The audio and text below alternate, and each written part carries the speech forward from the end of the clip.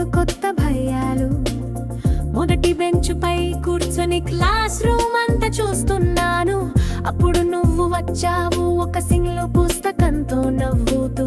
నీ స్మైల్లో ఒక మ్యాజిక్, నా హృదయంలో కథ ప్రారంభమైంది. 3 సంవత్సరాలు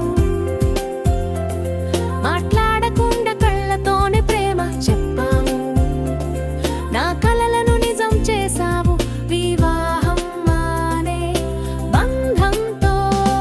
నీ ప్రేమలో ప్రతిరోజు కొత్త లోకాలు చూస్తున్నాను. నీ సుఖం నా సుఖం, నీ కలలు నా కలలు.